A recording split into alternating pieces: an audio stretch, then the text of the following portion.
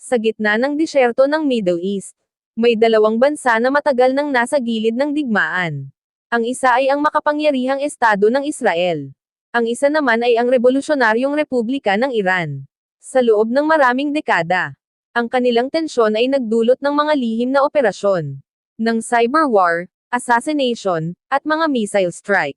Ngunit kakaunti lamang ang nakakaalam ng isang nakakagulat na katotohanan. May panahon na ang dalawang bansang ito ay magkaibigan. Paano sila naging mortal na magkaaway?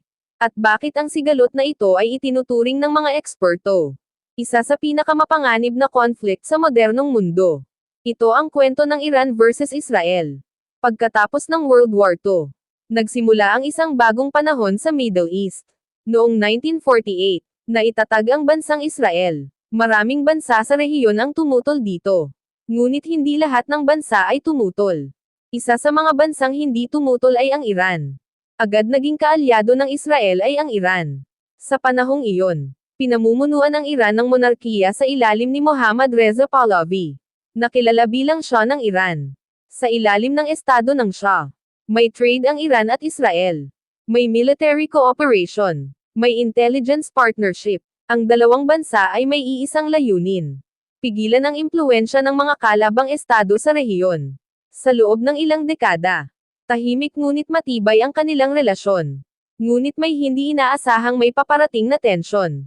Noong 1979, naganap ang isa sa pinakamahalagang pangyayari sa kasaysayan ng Middle East. Ito ang Iranian Revolution. Pinatalsik ang estado ng Shah at bumalik mula sa exile ang isang relihiyosong leader. Ang kanyang pangalan ay Ruhollah Khomeini. Sa ilalim ni Khomeini, ang Iran ay naging Islamic Republic. At agad niyang ipinahayag ang isang bagong posisyon. Ang Israel ay isang ilihitimong estado. Mula sa araw na iyon, pinutol ng Iran ang lahat ng relasyon sa Israel. Isinara ang Israel Embassy sa Tehran. Sinimulan ang matinding propaganda laban dito. Ang dating kaibigan ay naging pinakamalaking kaaway. Sa kabila ng matinding tensyon, hindi agad nagkaroon ng direktang digmaan. Sa halip, nagsimula ang isang shadow war. Isang digmaan na walang nakakaalam. Digmaang hindi laging nakikita. Sinimulan ng Iran na suportahan ang mga grupong lumalaban sa Israel. Isa sa pinakamalakas ay ang Hezbollah sa bansang Lebanon. Isa pa ay ang Hamas sa Gaza. Ang mga grupong ito ay naging pangunahing kalaban ng Israel.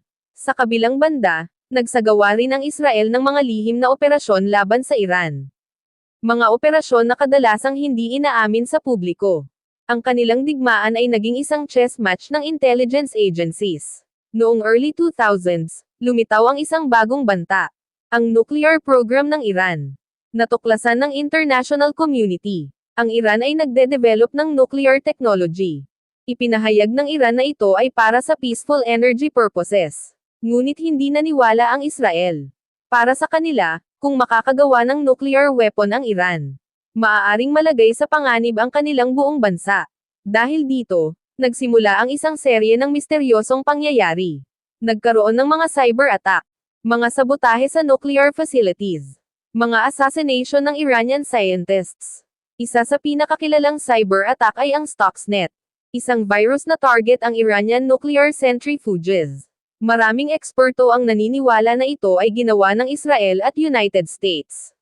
Noong 2011, nagsimula ang Syrian Civil War. At dito lalo pang nagbanggaan ang interes ng Iran at Israel.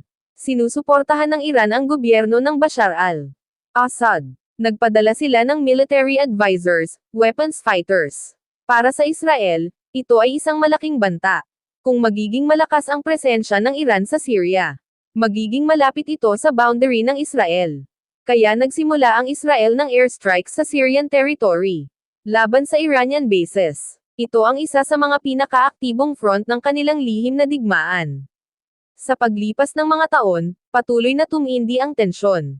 May mga drone attack, may mga missile strike, at may mga assassination. Unti-unting lumalapit ang dalawang bansa sa direktang labanan. Maraming eksperto ang nagsabi, kung magbabanggaan ang Iran at Israel ng direkta, maaaring maapektuhan ang buong Middle East. At posibleng madamay ang maraming mga bansa. Ang sigalot ng Iran at Israel ay hindi simpleng alitan lamang ng dalawang bansa. Ito ay kombinasyon ng relihiyon, geopolitics, ideolohiya at kapangyarihan. Mula sa pagiging lihim na kaalyado, hanggang sa pagiging mortal na magkaaway. Ang kanilang kwento ay patuloy na hinuhubog ang kapalaran ng Middle East. At habang tumatagal, ang mundo ay patuloy na nagbabantay. Dahil sa isang maling hakbang lamang, maaaring sumiklab ang isang digmaan na makakaapekto sa buong planeta.